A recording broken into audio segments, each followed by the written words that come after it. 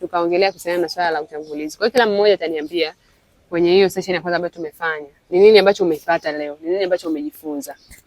Alafu ndo tutaendelea na vitu vingine kwenye mahitaji makuu. Umejifunza nini? Cha kwanza ambacho nimejifunza. Weka karibu mic yako. Cha kwanza ambacho nimejifunza ni kupangilia ratiba, kuandaa ratiba ya chakula ambayo atatumia kwa siku hiyo. Alafu cha pili nimejifunza kuwa na malezi bora kwenye familia. Na kujituma kwenye kazi. Okay, mpatie huyo. Umesikia alichojifunza eh? Unasema kuandaa ratiba ya chakula ya siku hiyo, lakini pia kujituma kwenye kazi. Wewe umejifunza nini Bright? Mimi nimejifunza cha kwanza kabisa tutakuwa naendelea ratiba. Cha pili tutakuwa na mahusiano mazuri kama kuna watoto. Tutakuwa na mahusiano mazuri. Na bosi pia tutakuwa na mahusiano mazuri. Bosi wa kike. Bosi wa kike. Nikimaliza hapo napangilia ratiba ya chakula. Na kwa napika chakula, naandaa vizuri kwa muda nilopangiwa. Ndio hicho nimejifunza. Okay, sawa. Umemsikia nani Bright alichojifunza eh? Na wewe endelea kufikiria cha kwako ulichojifunza. Mimi nimejifunza kwanza kuwa na ukaribu na bosi wa kike. Sana. Hapo msisitizo kuwa karibu na bosi wa kike. Kuheshimu, kuamka mapema, kuipenda kazi yako, kujali watoto, kusikiliza kile bosi anachokisema, kuliko kujipangilia wewe mwenyewe kazi unachotaka. Unaona ametuongezea kitu hapo cha muhimu sana ambacho tumekizungumzia. Kuipenda kazi yako, lakini pia kumsikiliza bosi wako anachofanyaje, anachokisema, sio mambo yako unajiamulia wewe, utaratibu wenu na ujua wewe ndio unataka kupeleka kwa mtu mwingine. Au sijui sehemu fulani nilifanya kazi walikuwa wanafanya hivi ndio unapeleka kwa bosi wako huyo. Hapana. Unamsikiliza bosi wako anachokitaka na asichofanyaje? Asichokitaka. Usifanye kitu ambacho bosi wako hakitaki. Fanya anachokitaka yeye, anachokipenda. Karibu Mariam. Mimi nilichojifunza kuwa na nidhamu. Maana nidhamu ndio msingi wa kila kitu. Ukiwa na nidhamu utajua kuishi na watu, utajua kufuatisha ratiba zako, utajua bosi nini hataki, nini anataka. Lakini unaweza kuwa unamfanya kazi mzuri, unajua kupika, unajua kufanya usafi, lakini nidhamu kama hauna, sawa sawa na kazi bure. Safi, tumpigie makofi hebu. Nidhamu ndo kibebeo cha hayo makazi yako mengine yote utakayoenda kufanya pale. Yaani hizo si kuosha vyombo kunini, bila nidhamu ni sifuri. Yaani hujarudishwa hapa. Wako watu wengi sana walikuwa wanafanya kazi vizuri, wakarudishwa hapa kituoni. Kwa nini? Hawana nidhamu. Lazima umheshimu bosi wako, lazima ufanye kazi yako kwenye nidhamu ya hali ya juu. Tunaelewana eh? Kwa hiyo nidhamu iwe ndio kitu chako cha kwanza, nguzo yako ya kwanza kubwa. Alafu hivyo vingine vitafuata baadaye. Haimaanishi kwamba hivyo vingine usivifanye vizuri, lakini hakikisha nidhamu yako siku zote umeiweka namba 1. Tunaelewana? Karibu dada Ana. Mimi nimejifunza kuwa na bidii kwenye kazi. Okay, karibu sogeza sasa karibu nani mic yako. Bidii ni yani kuwa na bidii katika kazi. Hadi bosi wako anapenda.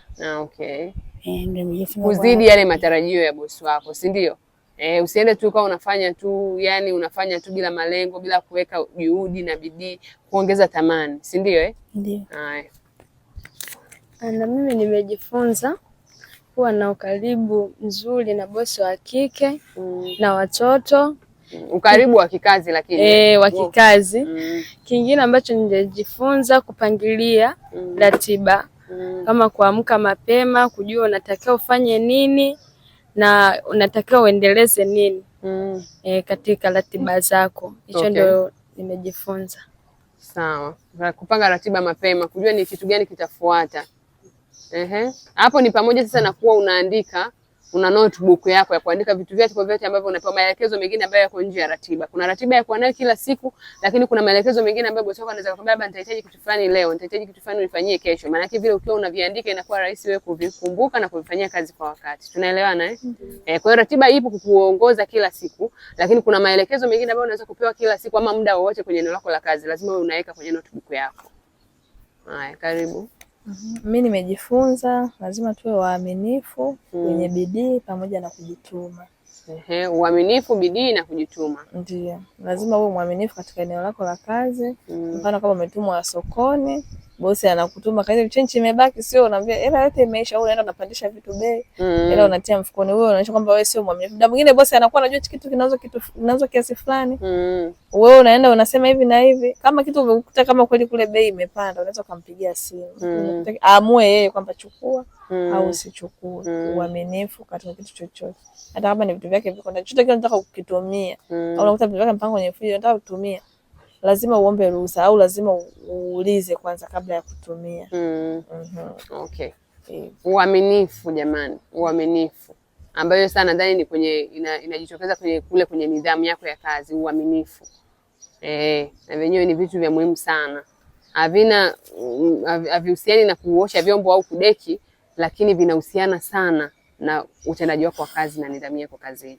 Kwa hiyo ni lazima wewe mwaminifu hata kama bosi wako hakuoni.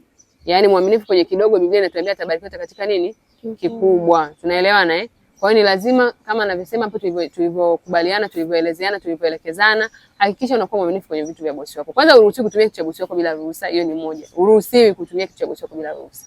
Lakini pia hata katika vile ambavyo anakuamini, labda atakuagiza sokoni, labda atakupa pesa sijui kafanya nini, ni muhimu sana wewe kuweza kutunza huo uaminifu wako, kwa sababu kutengeneza uaminifu ni kitu kirahisi, lakini ni kitu kigumu sana kutengeneza uaminifu, lakini kuvunja ni kitu kirahisi. Yaani wewe mtu kukuamini ni ngumu sana. Mtu hawezi kuamini tu from nowhere. Hapo lazima ufanye kazi kutengeneza uaminifu. Lakini kuvunja uaminifu kitu kidogo sana kinakuvunjia uaminifu. Kwa sababu kama leo utatuza hata 500 tu ya bosi wako, maana yake unamsababisha yeye anawaza kama ameweza kuficha 500 ya chenchi, huyu mtu anaweza kuiba, huyu mtu anaweza kutunza kitu siku nyingine na asiseme, anaweza kuiba pesa kubwa na asiseme, anaweza kufanya hivi na asiseme, unaona eh? Kwa hiyo ni muhimu sana kuwa mwaminifu kwenye majukumu yako uwapo kazini. Mimi nimejifunza nidhamu, kujituma na kuongeza thamani kwenye kile unachokifanya. Okay. Nidhamu, kujituma na kuongeza thamani. Kuongeza thamani hapo. Kuongeza thamani kwenye ile kazi yako unayoifanya. Okay. Mfano labda kwenye usafi, labda kama ulikuwa umezoea labda ni kuamka kudeki, labda kwa unatakiwa ufanye zaidi ya hapo. Ili bosi atakapo kagua kazi yake akute umefanya vile ambavyo yeye hakuzoea, labda kwa dada aliyepita alikuwa anafanya tofauti na wewe ambacho umekifanya. Kwa mfano sasa tupe mfano, labda mtu ambaye alikuwa amezoea akiamka tu atadeki, anadeki tu, afuti vumbi, afuti madirisha. Okay. Labda hivyo ndio vitu ambavyo sisi sasa tunavikazia. Na maana inawezekana mtu mwingine amejua tu usafi tu, mimi nikiamka nikipitia tu dekio pale chini ndio nimemaliza. Lakini kufuta sasa TV, labda kufuta meza, milango, makabati. Yes. Sawa. Tumeelewana eh? Basi mimi nashukuru kwa michango yenu, kila mmoja kwa bado unasema kuna kingine ambacho hujakisema bado? Hapana. Haya. Basi kumbe tulikuwa pamoja kwenye hiyo session ya kwanza. Kwa hiyo kwenye hii session ya mwanzo naona watu wengi wamenielewa, tulikuwa kwa pamoja. Sasa hayo mliyozungumza mkiyaweka kwenye utendaji kazi, mkiyaweka kwenye majukumu yenu ya kila siku tunavyowapangia, hatutaweza kupata changamoto. Mimi sitegemei nitapiga simu ya kufanya follow up kujua utendaji kazi wako na nidhamu yako nipate changamoto yoyote. Kama kweli haya mliyozungumza hapa, sababu yamezungumzwa yote, nidhamu mmezungumza, bidii mmezungumza, sijui kumsikiliza mwajiri wako mmezungumza, sijui kuwa na ratiba mmezungumza, kuongeza thamani mmezungumza. Mkifanya hayo jamani, hivi kweli mimi nitapiga simu ama bosi wako atapiga simu hapa kulalamika? Hebu wewe mfikiria, una nidhamu, una bidii, unajituma, umeongeza thamani, unamsikiliza mwajiri wako nini anataka nini hataki, unaweka kumbukumbu zako za kazi vizuri, unafanya zaidi ya matarajio ya bosi wako. Kweli lini sisi tunapigiwa simu na bosi kulalamika? Au wewe ungekuwa ndio bosi, afu dada yako ana nidhamu, ana bidii, anajituma, yani anapenda watoto, lini ungeanza kulalamika? Inawezekana kweli? Kwa hiyo kumbe sisi haya mafunzo tunayowapa, mtu ambaye hata yafuata ndio atakayepata madhara, atakayepata changamoto, huwezi kufanikiwa. Na ambaye atayafuata haya atafanyaje? Atafanikiwa. Yani hamna kona. Ukifuata haya tunayokuelekeza lazima ufanikiwe, kwa sababu sisi hawa mabosi tunawajua, tumewahudumia kwa muda mrefu sana na bado tunaendelea kuwahudumia. Yani kwa zaidi ya miaka 15 mradi umekaa ukiendelea kuwastadi mabosi, kustadi changamoto ambazo wanakuwa nazo, kustadi vitu gani wanavitaka, kustadi vitu gani hawavitaki, mpaka hapa tulikofikia. Kwa hiyo wewe unapopita kwenye huu mradi umepata nafasi, umepata privilege, sijui kwa Kiswahili wanaita nini, yani upendeleo wa kuweza kumjua mwajiri kabla ya kwenda kufanya naye kazi. Kwa hiyo wewe leo hii unaenda kwenye mazingira ya kazi ukiwa unajua kabisa ni nini unapaswa kufanya na ni kitu gani hupaswi kufanya. Lakini tu ukiamua mwenyewe kuwa mzembe, mbishi, unashupaza shingo, ndio unaenda kule unaanza kufanya vitu ambavyo sisi hatujakufanyaje? Hatujakufundisha, au hata tumekufundisha sisi tukakwambia hichi kitu ni kibaya usifanye, wewe ndio unaenda kufanya. Maana yake hauwezi ukafanikiwa. Na mtu yeyote ambaye shauku yake na nia yake ni kujitengeneza kiuchumi, kujisimamisha kiuchumi, kuwa na pesa, tabia ya pesa, hauwezi ukafanya haya mambo mengine ambayo sisi tunawaambia msifanye. Tunaelewana? Kwa hiyo ni lazima uhakikishe haya ambayo mmeyazungumza hapa. Mimi inatosha kabisa leo hata kusema nafunga darasa. Sasa tunazungumza nini tena? Eti tunazungumza nini? Si mnaona kazi za nyumbani zote hapa tumezimaliza. Yaani hamna hata tena cha kufundisha.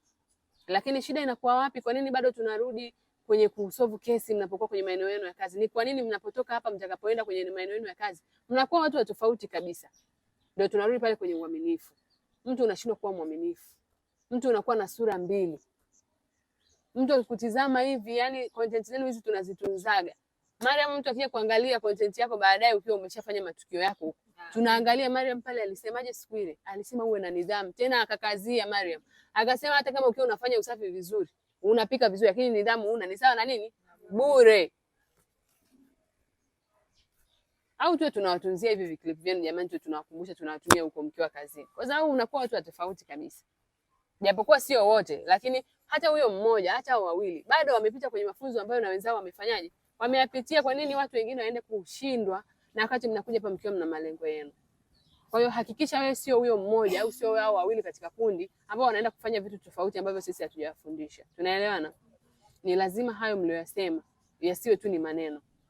Timetable hakikisha unakuwa nayo. Lazima unakuwa na notebook yako na kalamu yako kazini. Hakikisha unajua bosi wako anataka nini. Hakikisha una mazungumzo ya karibu na mwajiri wako wa kike. Wote hapa mmesema zaidi ya watu 4 kwamba ni mwajiri wa nini? Wa kike. Na kazi ya mwajiri wa kike. Usitengeneze shida, usitengeneze matatizo kwenye eneo lako la kazi. Unaanza kutokuaminika. Kumbe ungeweza wewe kuepuka hayo kwa kuacha kuwa na ukaribu na mwajiri wako wa kiume, kwa sababu unajua sisi kazi zetu hizi zinazotuweka kwenye familia, ndani ya familia, katikati ya familia. Tunaelewana? Kwa hiyo kama ukijua kabisa nipo katikati ya familia ya watu, familia za Kiafrika, kuna vitu vingine ni vya kuviepuka tu. Wewe usiwe na karibu na mume. Hata kama saa kuna kitu fulani atahitaji, hebu mpitie madam samani, kuna kitu ambacho saa labda atahitaji ama nini, unamuuliza. Hata yule madam unamtengenezea mazingira ya yeye kuwa comfortable nyumbani kwake, kukuamini. Tunaelewana? Ehe. Haya, tunaendelea. Sasa mahitaji makuu ya waajiri katika maeneo makuu matatu ni yafuatayo. Cha kwanza ni malezi bora ya watoto. Yaani hiyo ndo namba 1. Na hili sio tu jukumu la ndani. Watoto ni kitu kikubwa jamani. Tunaelewa? Yaani huwezi kaeleza tu mtoto ni majukumu ya nyumbani. Sawa, sisi kwetu tumeweka kama moja kati ya majukumu. Lakini hili ni jukumu ambalo liko na thamani iliyozidi yale majukumu ya nyumbani. Kwa sababu ni rahisi hata mwajiri kumuelewa mtu ambaye hajafanya usafi vizuri, lakini asimuelewe mtu ambaye amemwacha mtoto akaumia. Amemwacha mtoto na njaa, amemwacha mtoto analia mpaka amepata degedege huko bila kumwangalia. Tunaelewana? Tunaelewana? Mbona mmetulia tena au mmechoka? Haya. Tunasema waajiri wanahitaji mtu mwenye shauku, ari na hamasa ambaye anaweza kutoa malezi bora, akizingatia maadili yanayoongozwa na misingi ya imani chanya, neno la Mungu, usalama, afya bora na ukuaji wa watoto.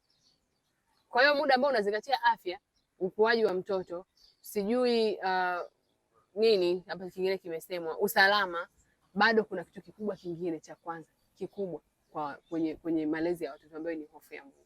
Hii tumekuwa ni ajenda yetu tu ambayo tumeizungumza na kuizungumza. Vipindi vyetu vingi sana, workshop zingine zimefanya hii mada. Si mnatembelea kwenye peji zetu? Mtaona kule tumeongelea sana hofu ya Mungu.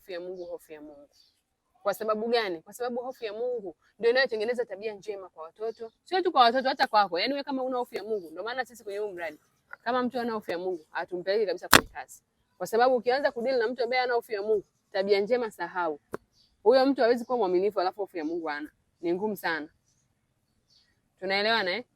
Kwa hiyo hofu ya Mungu, na hata kwenye mradi unaruhusiwa kabisa kusema kwamba mimi bana hofu ya Mungu sina, na mimi tu niondoke, kwa sababu sisi hatufanyi kazi na mtu ambaye hofu ya Mungu afanyaje hana. Mtaalamu tunaendelea kusema kwamba hii inajumuisha uwezo wa kutengeneza ratiba thabiti ya kuifuata ratiba sasa ya watoto. Kwa mfano kwenye familia lazima ujue kama kuna mtoto anaenda shule, lazima ujue ratiba yake ya mtoto kwenda shule ni saa ngapi. Kwa mfano kama mtoto anaenda shule saa 12:30 au saa 1, huwezi wewe ukaamka mtoto anaenda shule saa 1 ukaamka saa 1 hiyo au saa 12:30, wakati unajua mtoto anatakiwa aandaliwe, labda amshwe, ameandaliwa maji ya kuoga, kama na kuogeshwa ameogeshwa, labda kuna chai umemwandalia, kama kuna chochote cha kubeba kwenda nacho shule. Yani ni lazima ukishajua ratiba ya mtoto, kama ni saa 12:30 mimi naamka saa 10:30 labda, ama saa 10:45 au saa 11 kamili niko macho. Kwa mpaka ifike dakika 45 ameshaoga, nimeandaa vitu vyake na nini. Lazima ujue kujipangilia ratiba zako kulingana na jukumu husika ambalo unafanyaje unafanya. Sasa unapokuwa na watoto lazima uwe na ratiba ya watoto. Najua mtoto anaenda shule saa ngapi, najua muda ambao mtoto anarudi kutoka shule. Najua mtoto anapoenda shule anatakiwa kuandaliwa kitu gani na kitu gani na kitu gani. Kujua ratiba ya mtoto. Sisi kwenye mtaala wetu tumeandika kabisa kwamba watoto ndio jicho, ndio mboni ya mwajiri. Hapo ndio iliko pesa yako wewe unaenda kufanya kazi za ndani. Tunaelewana eh? Kwenye kuosha vyombo na kwenye kusafisha usafi mwingine kama wa nyumba, kwenye kupika, vyote hivyo ni vya muhimu sana. Lakini watoto ni zaidi ya umuhimu wa kawaida. Ni zaidi ya hizo kazi za ndani. Sababu vyombo mtu anaweza hata kaja amekasirika zake hapo mwisho kama amekuta hujafanya, akafanya yeye au akakwambia fanya. Lakini utakapomwacha mtoto ameumia, unaona sasa madhara yake yanakuwa ni makubwa eh? Kwa hiyo kwa watoto tunahitaji mtu ambaye anaweza kuthamini na kusimamia malezi chanya, malezi bora na makuzi chanya kwa watoto. Mtu ambaye swala la malezi sio tu kwamba atafanya, lakini ana ile morali, ana ile kutamani kwamba huyu mtoto kwa kweli anatakiwa awe salama, unamlinda, unamtunza. Hilo ni jukumu lako. Na ujue kabisa kwamba hiyo siku ambayo utakuwa umekwenda kufanya kazi kwa bosi wako, ndio siku ambayo wewe kama huyo bosi ana mtoto, ndio siku ambayo wewe unaibeba dhamana ya usalama, ya malezi ya huyo mtoto. Yaani kabisa hata unafungwa kabisa. Yaani ujue kabisa wewe mtoto akipata shida ulikuwa naye, jela inakuhusu, rafiki yangu. Kwa sababu gani? Hata sisi mkataba wetu umekuwekea hivyo. Una dhamana ya mtoto unaifanyaje? Unaemlea.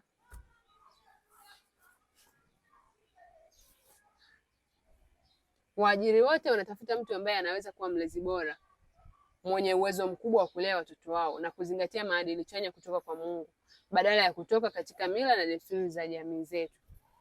Na awe rafiki wa karibu wa watoto wao kwa lengo la kuendeleza juhudi za kuwajenga kiroho, kiakili, kimwili wanapokuwa nyumbani. Kwa sababu hawa wazazi wengi wao wanatamani kukaa nyumbani kuwalea watoto. Lakini kwa nini hawawezi? Maisha yamebadilika. Watu wanatakiwa waende kwenye utafutaji. Wanawake wengi ni wafanyabiashara, ni waajiriwa.